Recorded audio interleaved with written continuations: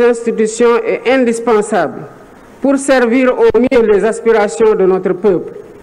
Nous combattrons durement la corruption et nous réformerons l'administration pour en faire un levier puissant au service du développement. Ce processus de gouvernance renforcée garantira une gestion rigoureuse de nos ressources, assurant que chaque action entreprise contribue à l'atteinte de nos objectifs collectifs. Notre engagement panafricain sera également réaffirmé avec un renforcement de la coopération avec nos pays frères.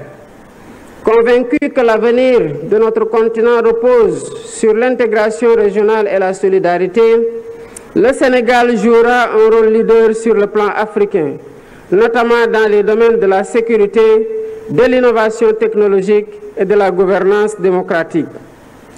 Ensemble, avec les pays frères de la sous-région, nous œuvrerons pour une Afrique unie, souveraine et prospère, capable de relever les défis communs et de se positionner comme un acteur majeur sur la scène internationale.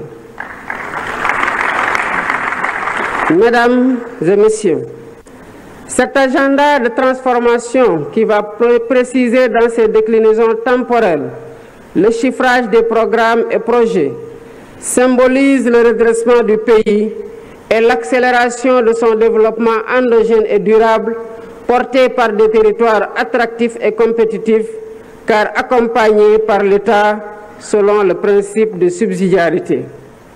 Cet agenda d'espoir et de mobilisation ne se limite pas à des mesures économiques. Il illustre surtout la volonté de renforcer la cohésion nationale, de réduire les inégalités et de garantir à chaque citoyen une place dans le Sénégal du futur qui se dessine et que nous bâtissons avec détermination. Il s'agit d'un projet collectif, au-delà des clivages politiques, qui appelle l'engagement de chaque Sénégalaise et de chaque Sénégalais. D'où mon attachement particulier à son appropriation, à son enrichissement et à sa vulgarisation par une communication adaptée auprès de toutes les forces vives de la nation. L'agenda 2050 s'adresse autant aux Sénégalais d'aujourd'hui qu'aux générations futures. C'est une vision pour un Sénégal qui n'aspire pas seulement à participer au monde de demain, mais à y jouer un rôle majeur, à être un acteur de premier plan dans la sous-région et un modèle de développement pour l'Afrique. Je voudrais, à cet instant précis, adresser mes chaleureuses félicitations au Premier ministre Ousmane Sonko.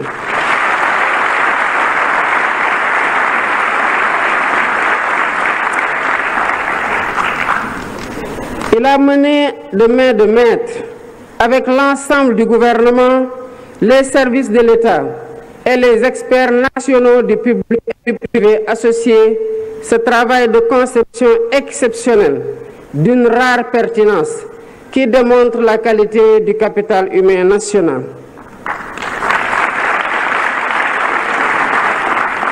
Mes chers compatriotes, notre volonté ne pourra être complète que si nous avons les moyens de notre autonomie économique, monétaire, énergétique, alimentaire, mais aussi sociale et culturelle. Le chemin que nous empruntons est exigeant, mais il est le seul à même de garantir notre succès durable. Les citoyens doivent être exigeants envers les gouvernants, mais chaque citoyen doit aussi être exigeant avec soi-même dans son apport personnel dans l'œuvre de construction nationale. C'est ainsi qu'ensemble, comme un seul peuple, poursuivant le même but et animés de la même foi en notre progrès, nous construirons un Sénégal plus fort, un Sénégal plus juste, un Sénégal plus prospère. Vive le Sénégal souverain. Je vous remercie de votre aimable attention.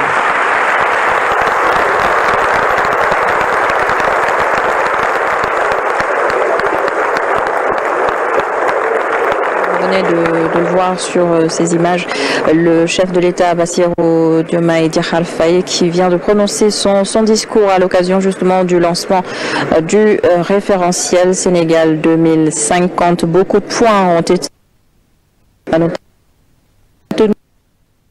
on le rappelle, va nous servir de boussole durant les 25 prochaines années. Énormément de mutations, énormément de réformes sont annoncées, des réformes qui seront donc prises dans plusieurs secteurs d'activité, des secteurs porteurs de développement. Et on peut dire que cette journée marque le point de départ d'une rupture profonde, comme les autorités l'ont dit.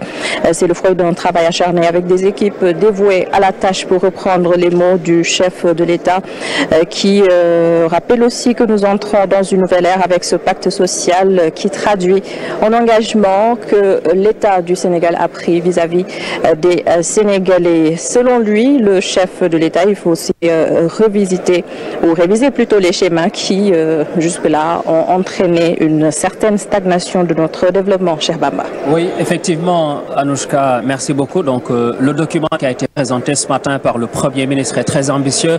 Le président de la République, son Excellence, M. Bassirou Diomaye Faye, en a profité pour véritablement féliciter.